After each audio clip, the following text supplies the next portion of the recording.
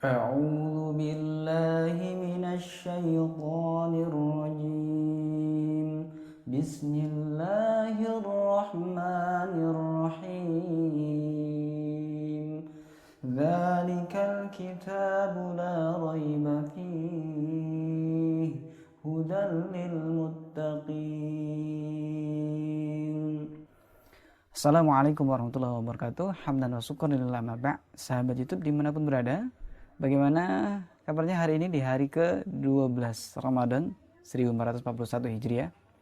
Semoga selalu dalam lindungan Allah SWT, dalam kesehatan, dan tetap melaksanakan rutinitas ibadah kita kepada Allah SWT. Kita lanjutkan pada hari ke-12 Ramadan ini untuk menyampaikan tausiah atau kultum, menyambung materi yang kemarin tentang kewajiban kita terhadap Al-Quran.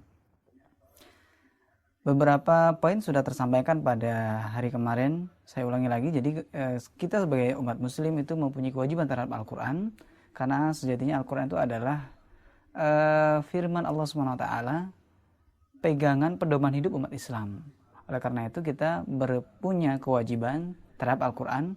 Yang pertama kemarin adalah kita beriman kepada Al-Quran, kemudian yang kedua adalah kita membacanya atau bertilawah, yang ketiga kita mentadaburi, dan yang keempat adalah menghafal Al-Quran. Kita lanjutkan ke nomor berikutnya, nomor kelima adalah mengamalkan Al-Quran. Sebagaimana nanti ada di mukadimah di awal, saya telah menyampaikan satu buah ayat, surat Al-Baqarah ayat 2. Dzalikal kitabu la raiba fihi hudal lil muttaqin. Kitab Al-Quran ini tidak ada keraguan padanya, petunjuk bagi mereka yang bertakwa. Hadirin Allah, jadi nomor kelima adalah setelah kita melaksanakan menghafalkan Al-Quran, maka yang selanjutnya adalah kita mengamalkan Al-Quran. Maksudnya mengamalkan Al-Quran adalah kita melaksanakan apa yang Allah perintahkan kepada kita dan meninggalkan apa yang Allah sudah haramkan kepada kita.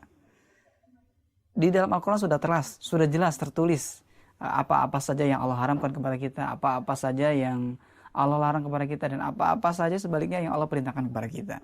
Sehingga di ayat 2 sudah cukup jelas, bagi Al-Quran itu sebenarnya sudah berisi petunjuk bagi orang-orang yang bertakwa.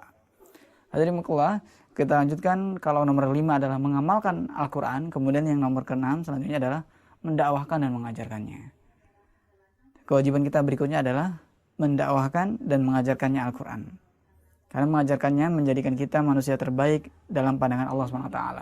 Khairukum man ta'allama Al-Quran wa 'allamahu. Sebaik-baik kalian adalah orang yang mempelajari Al-Quran dan mengajarkannya. Jadi bagi kita yang sudah memiliki kafaah atau pengetahuan tentang Al-Quran, baik di bidang tajwid dan lain sebagainya, tafsir dan lain sebagainya, mari kita mendakwahkan dan mengajarkannya.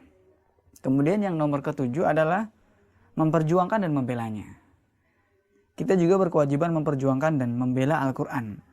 Memperjuangkan agar nilai-nilai Al-Quran itu tetap tegak dalam kehidupan dan membela jika Al-Quran dihina atau dinistakan. Jadi kalau seandainya ada beberapa golongan-golongan tertentu yang kemudian menistakan Al-Quran, maka kita sebagai seorang beriman wajib mempunyai perasaan yang menolak, ya.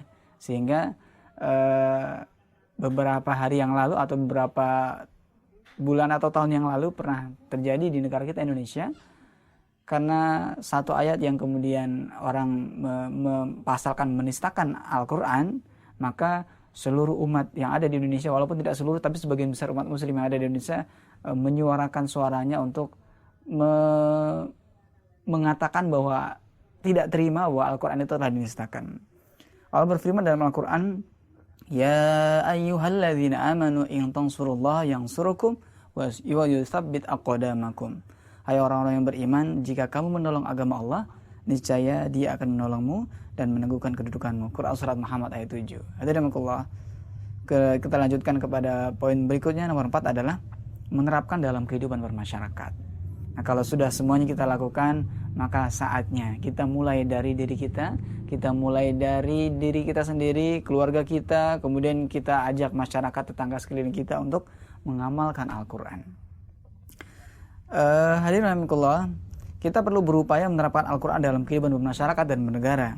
Sebab Al-Quran itu adalah petunjuk dari Allah Subhanahu Wa Taala untuk menghendaki kita menerapkan Islam secara kafah. Allah Subhanahu wa taala berfirman dalam Quran surat Al-Baqarah ayat 208, "Ya ayyuhalladzina amanu dkhulu fis-silmi kaffah wa la tattabi'u khutuwatis syaitan innahu lakum aduwwum mubin." Hai orang-orang yang beriman, hendaklah masuklah kamu ke dalam Islam secara kafah atau secara keseluruhan, dan janganlah kamu turut langkah-langkah syaitan. Sungguhnya syaitan itu adalah musuh yang nyata bagimu. Quran surat Al-Baqarah ayat 208.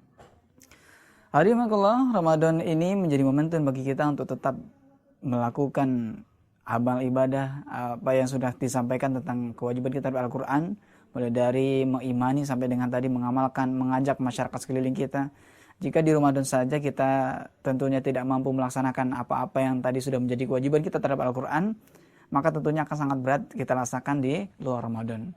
Karena bulan Ramadan adalah syahrul Quran, bulan yang semua amalia ibadah itu akan Allah lipat gandakan. Demikian sahabat YouTube Allah, semoga bermanfaat. Hadanallahu wa iyyakum ajma'in. Assalamualaikum warahmatullahi wabarakatuh.